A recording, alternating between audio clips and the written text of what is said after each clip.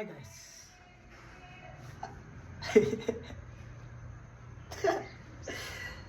ఎందుకో friends నవ్వాలనిపించింది friends. చెప్పండి.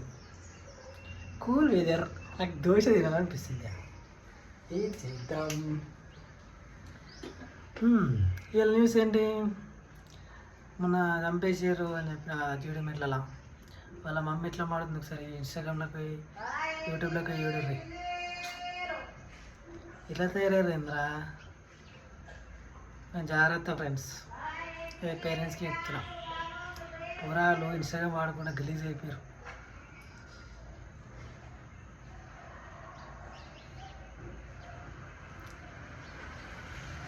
ఇంకా ఏంటి మరి విశేషాలు?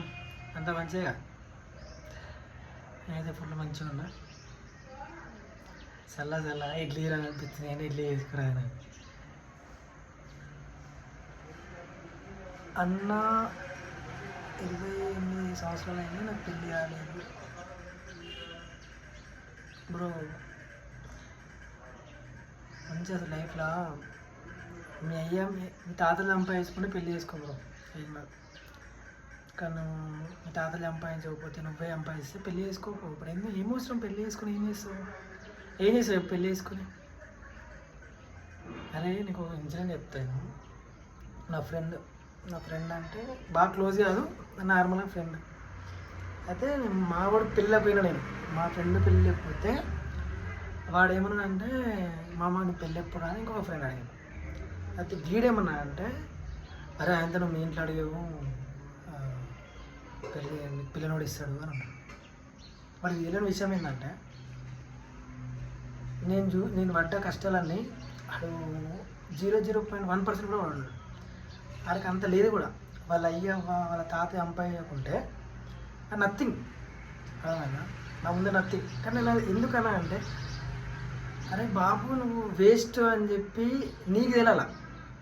అంటే మా అన్నను, మా నాన్నను, మా తాతను లేకుంటే నేను ఏంది అని వాడు తెలియదు.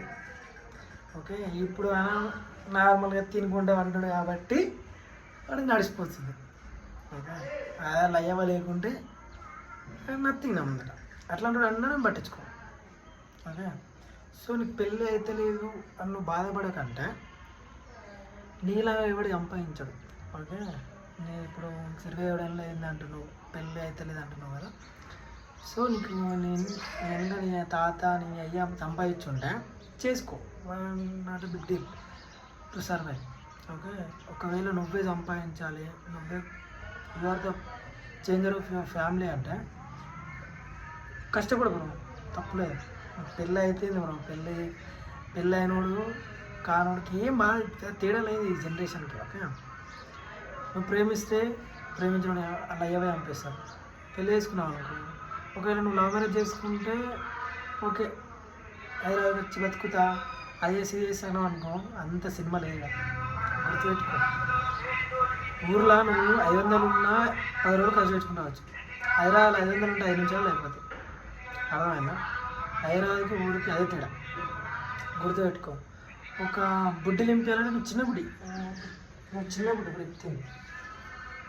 ఈ బుడ్డి ఉందా, ఈ బుడ్డి నింపాలంటే నీకు మ్యాక్సిమం 400 రూపాయలు కావాలి. సారీ, 300 నుంచి 350, 333 రూపాయల దాకా కావాలి. ఓకే, ఆయిల్, ఒక ఆయిల్ ప్యాకెట్ 140 రూపాయలు లీటర్. ఒకవేళ 5 లీటర్ తీసుకున్నా 740, 750 అట్లా ఉంది. ఓకే బ్రో, ఒకటి గుర్తుపెట్టుకో, ఏముంది నీళ్ళ బాటిల్, నువ్వు అది మ్యాక్సిమం 15 రూపాయలు 20 రూపాయలు ఉంటుంది. ఓకే, పెళ్ళి చేసుకుంటే ఇద్దరు ఉంటారు కాబట్టి నీళ్ళు ఎక్కువ తగ్గుతాయి. నువ్వు బియ్యం పెట్టుకోవాలని నాది. నేను కూడా చెప్తా, బియ్యము నా ఒక్కడికే 25 కిలోలు ఒక 2 నెలలు వస్తుంది బ్రో. 25 కేజీస్ 25 కేజీ 2 నెలలు వస్తుంది. ఇద్దరంటే గుర్తుపెట్టుకో. ఉల్లిపాయలు, ఆలుగడ్డలు, పచ్చిమిర్చి నరకం చూస్తావు. అర్థమైందా? మెయ్యం ఉండి మెయ్యవ సంపాదిస్తే ఊళ్ళో బతికట్టయితే వేసుకోవాలి. నిన్న కూడా అంటున్నాడు, ఆడంటుండు ఈడంటుండు, ఆడ అట్లా ఇట్లా అని మస్తు అంటారు భయ్. మస్తు మంది మస్తు అంటారు. అవన్నీ పట్టించుకుంటావా? ఒక వ్యక్తి నువ్వు నేను అనేటోడు వాడు బయటకు వచ్చి పనిచేయడు. వాళ్ళ అయ్యవ్వను, వాళ్ళ తమ్ముడు, వాళ్ళ అన్నను ఎవడు ఇస్తే వాడు బతాడు బ్రో. వాళ్ళ అన్న లేకుండా ఉన్నాడు, వాళ్ళ అయ్యవ్వ లేకుండా ఉన్నాడు. అట్లాంటి అంటే నువ్వు